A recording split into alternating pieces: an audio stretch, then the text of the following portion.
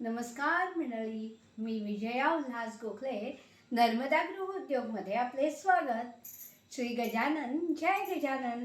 आज काय दाखवणार आहे मी? आज जरा वेगळ्या प्रकारची करंजी म्हणजे तांदळाच्या पिठाची उकड काढून नारळ आणि गुळाचं करंजी करते, पण ती केळीच्या पानातील करंजी वाफळवून तेल नाही वापरणार. बरं, चला पाहूया केळीच्या पानातील करंजी. तर साहित्य आधी बघूया काय काय लागणार आहे. ही उकड काढण्यासाठी तांदूळाचं पीठ ही आहे. तांदूळाचं पीठ, वेलची पावडर 1 चमचा आहे, गूळ आहे आणि हा नारळाचा, ओल्या नारळाचा, आमच्या घरच्या नारळाचा चव आहे 1 वाटी. 1 वाटी तर चव असेल तर अर्धी वाटी गूळ लागतो. ही छोटी वाटी आहे म्हणून ती मी घेतली पाऊण वाटी. तर गूळ हा चिरून घेतलाय, थोडं चवीपुरतं. उकडीला मीठ आणि पाणी आणि तेल आणि केळीचं पानं लागणार. केळीच्या पानात आपण पाणी करून ती करंजी करायची आणि मग मोदक पात्रात वाफळवून काढायची. म्हणून हे मोदक पात्र गॅसवर पाणी घालून ठेवलेलं आहे. तर चला करूया केळीच्या पानातील करंजी. टाकूया आणि खोबरं, ओलं खोबरं आणि गूळ यांचं पुरण करून घेऊया आणि वेलची पावडर.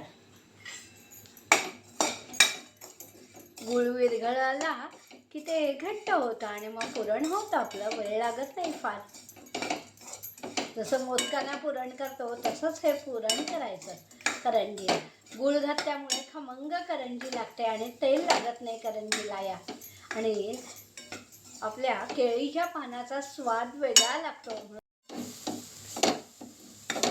तर आपला हा गूळ विरघळत आलाय आणि पुरण आता होत आलंय. पुरण आपलं तयार आहे आणि आता आपण करूया करंज्या. उकड काढून घेऊया आणि मग करंज्या करायच्या. उकडीसाठी अर्धी वाटी पाणी घातलंय, थोडं चवीपुरतं मीठ आणि थोडंसं तेल घालूया. पाणी उकळलं की आपण तांदूळाचं पीठ घेतलंय. तांदूळ हे धुवून वाळवून पीठ करून आणलेलं आहे. आली आहे म्हणून आपण तांदूळाचं पीठ टाकूया त्यात.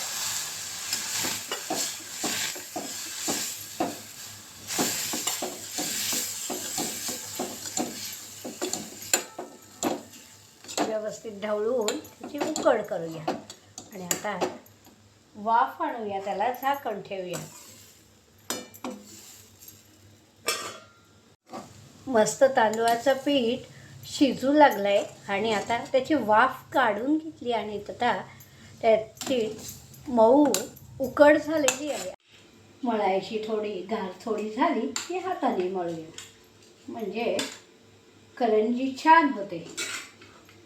गरम गरम उकड मळून घेऊन हातावर चांगला गोळा करायचा, मळायचा आणि तो मग मळून चांगली झाली, एकदम मऊसूत होते. बरं,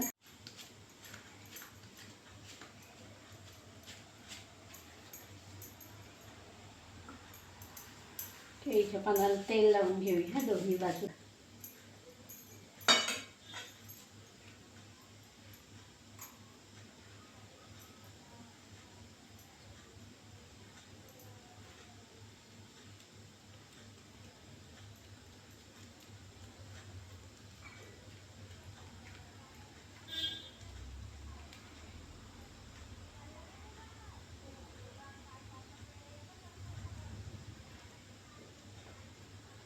आणि ही त्याची चुण्या पाडून करंजी करून घेऊया.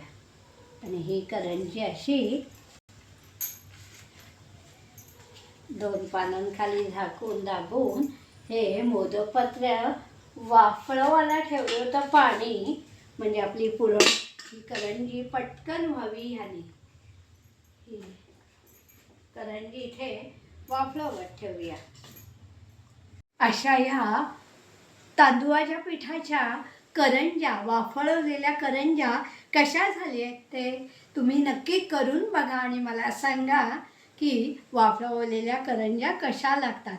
नक्कीच आवडतील. आणि नैवेद्याला नेहमी मोदक न करता आपण करंजीही करू शकतो. तर या करंज्या जरूर करून पहा.